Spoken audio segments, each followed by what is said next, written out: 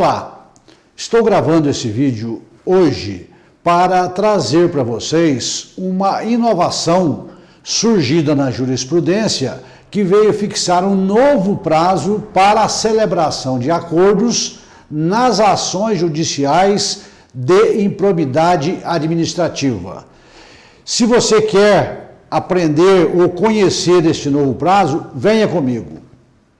Alô, amigos do nosso canal do YouTube DIP Direito Público. Sejam todos bem-vindos a mais este vídeo de hoje. Neste vídeo de hoje eu trago para vocês uma novidade sobre um novo prazo estipulado na jurisprudência pelo Superior Tribunal de Justiça em relação à celebração de acordos nas ações de improbidade administrativa. Então é sobre esse ponto que eu falo com vocês hoje. Mas antes de começar o meu tema de hoje, eu quero pedir a você que ainda não se inscreveu no nosso canal, que se inscreva, deixe aí o seu joinha, a sua opinião, para que o nosso vídeo possa chegar a outros lugares por este Brasil afora e crescer a cada dia mais, tá certo? Muito obrigado a você que já está inscrito e você que está me acompanhando e com certeza vai se inscrever e acompanhar os nossos vídeos, tá certo? Muito bem. Sobre esse novo prazo, eu quero dizer o seguinte: o STJ trouxe um formato diferente daquele exposto na Lei de Improbidade Administrativa sobre o prazo para a celebração de acordo, tá certo?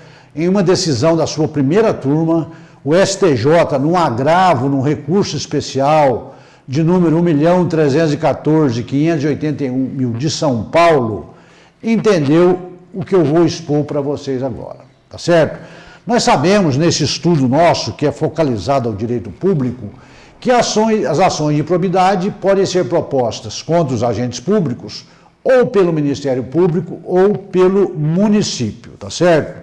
Muito bem. Nós temos a lei anticrime, que foi publicada no dia 23 de janeiro de 2020, que é a lei 13.964, que veio trazer algumas alterações na lei de improbidade administrativa, que é a lei 8.429 de 92.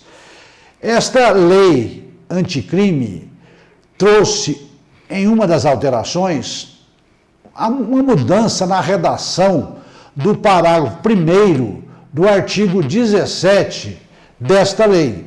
Então, foi alterado o artigo 1º, o parágrafo 1º do artigo 17 desta lei de improbidade administrativa. O que dizia o artigo 1º antes da alteração da sua redação pela lei anticrime, que é esta lei que eu acabei de dizer para vocês, a lei 13.964 de 2020. O parágrafo 1º do artigo 17 dizia o seguinte: é vedada a transação, acordo ou conciliação nas ações de que trata o CAPT, o artigo 17, que são exatamente as ações de improbidade administrativa. Então, a Lei 8.429 veio proibir qualquer tipo de acordo nas ações envolvendo improbidade administrativa. Com a Lei Anticrime e com a mudança do parágrafo 1º desse artigo 17, a redação ficou assim. Houve a mudança da redação, ela ficou assim: as ações de que trata este artigo, ou seja, as ações de improbidade, admitem, não é vedado mais, admitem a celebração de acordo de não persecução civil nos termos da lei, tá certo? Então, veja bem, não se permitia acordo em ação de improbidade, agora se admite, de acordo com a lei, de acordo com outras condições que eu vou explicar para vocês aqui. Então, houve essa mudança, e até aí está tudo bem, nós já sabíamos disso, eu já venho um vídeo explicando isso para vocês. Mas acontece que o STJ mudou um pouco, ampliou esse prazo, e é isso que eu vou falar para vocês. Mas antes, vamos entender o seguinte: a lei de improbidade administrativa aplica certas sanções ao agente público que pratica ou que comete atos ímprobos. E essa previsão, essas sanções, estão listadas no artigo 12, nos incisos de 1 a 4 da Lei de Improbidade Administrativa. E quais são essas sanções? Primeiro delas, perda dos bens ou valores acrescidos ilicitamente ao patrimônio do agente público. Segunda sanção, ressarcimento integral do dano quando houver. Eu já disse também que são várias sanções que elas podem ser aplicadas de forma individual ou em bloco, da forma que o magistrado entender conveniente para apenar aquele cidadão, aquele agente público que praticou um ato de improbidade administrativa. Então nós temos a perda dos bens ou valores acrescidos ilicitamente ao patrimônio, temos o ressarcimento integral do dano quando houver, temos a perda da função pública do agente que praticou o ato, temos a suspensão dos direitos políticos do agente pelo período que pode variar de 3 a 10 anos, dependendo do tipo de improbidade praticada. Temos também o pagamento de multa, que pode variar até 3 vezes o valor do acréscimo patrimonial, dependendo da situação, ou até 2 vezes o valor do dano causado, ou até 100 vezes o valor da remuneração do agente público, ou então 3 vezes o valor do benefício financeiro tributário concedido. Isso aí vai ser aplicado de conformidade com o agente, tá? E com aquilo que ele causou. E temos também aquela outra sanção de proibição de contratar com o poder público, que também pode ser aplicada na sanção da lei de improbidade administrativa. Então, na fixação dessas penas, o juiz vai ver aí a extensão do dano causado, o proveito patrimonial obtido pelo agente, e baseado nisso ele vai escolher 1, 2 ou todas as sanções e aplicar ao agente. Muito bem. Isso aí já tínhamos estudado em outro vídeo. Se você ainda não tinha conhecimento, consulte um dos meus vídeos para trás que eu falo sobre este assunto para você se inteirar melhor, tá certo? Muito bem. Então, a lei anticrime, a lei 13.964, que entrou em vigor a partir do dia 23 de janeiro de 2020, ela trouxe o quê?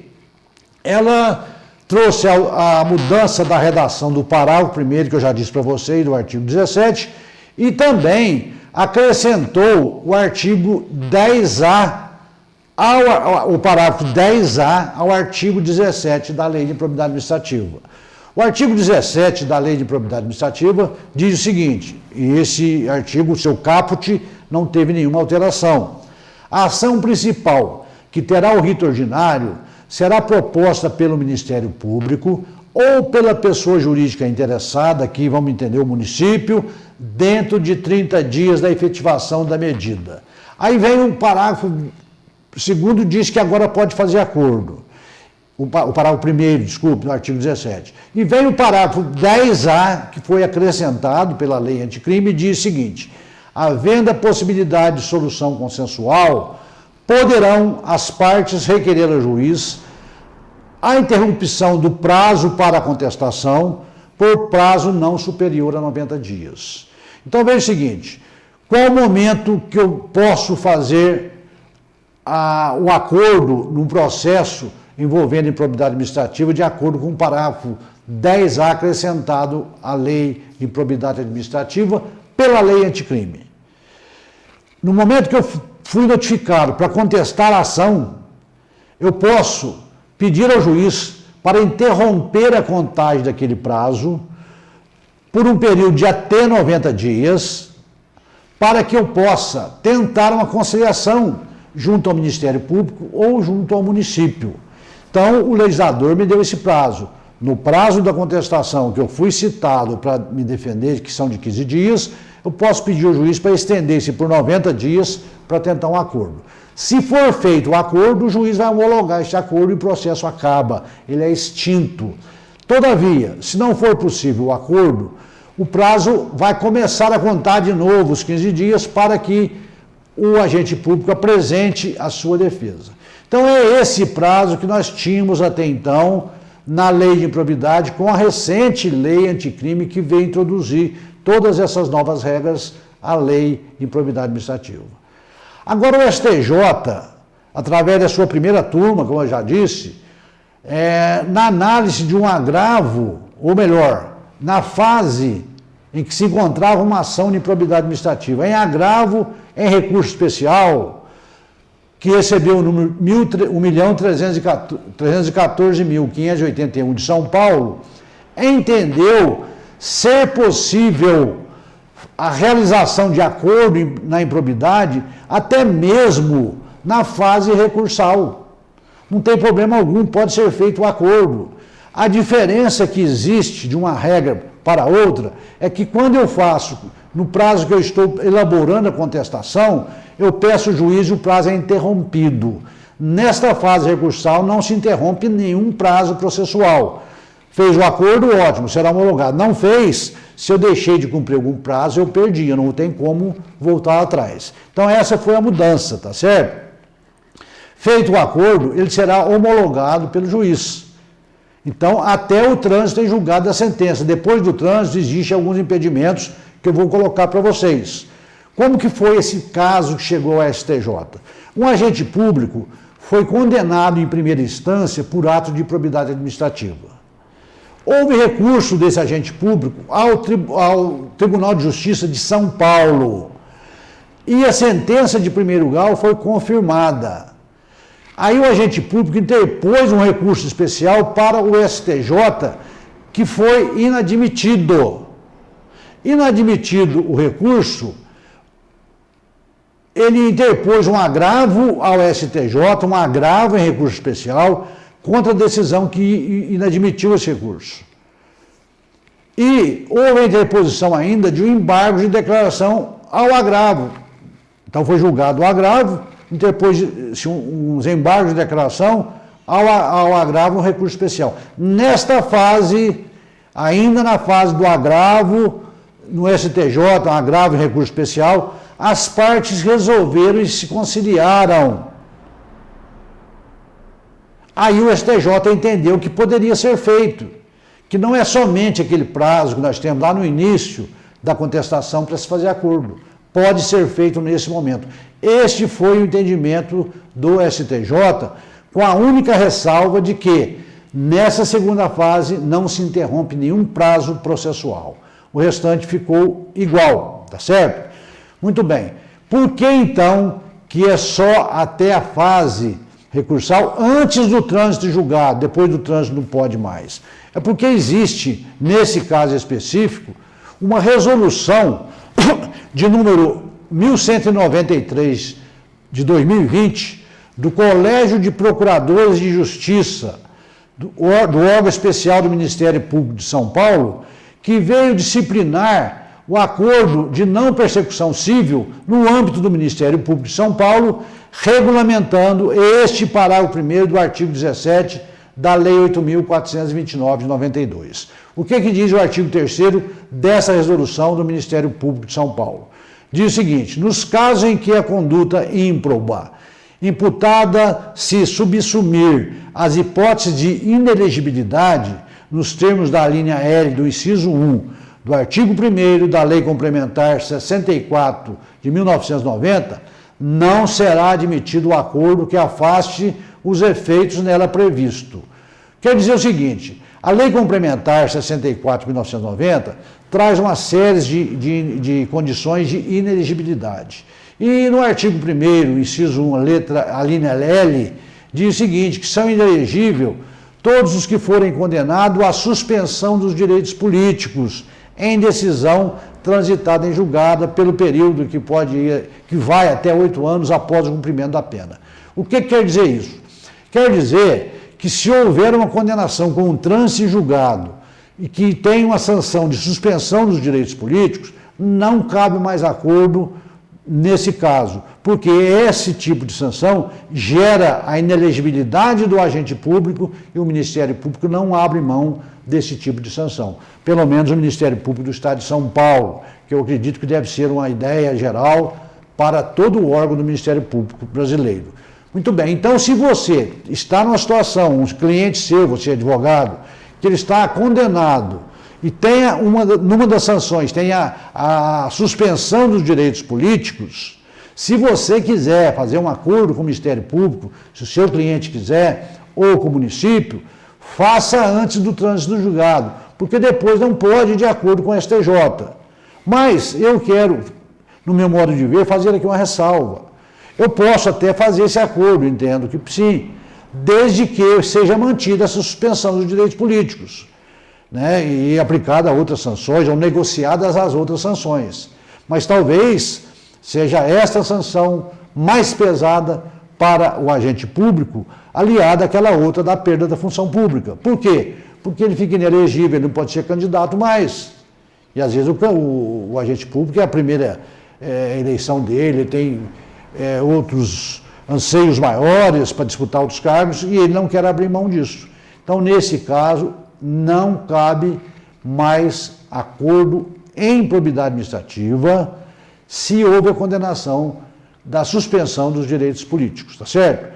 Então, quando nós estamos falando em essas possibilidades, eu estou me referindo às ações judiciais já ajuizadas. Porque nós sabemos que antes dessa alteração da lei anticrime, já se fazia algum tipo de composição administrativamente perante a promotoria de justiça.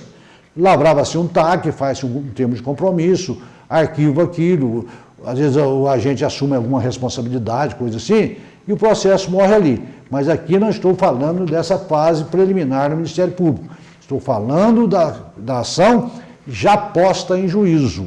Então, essa é a novidade que o STJ traz.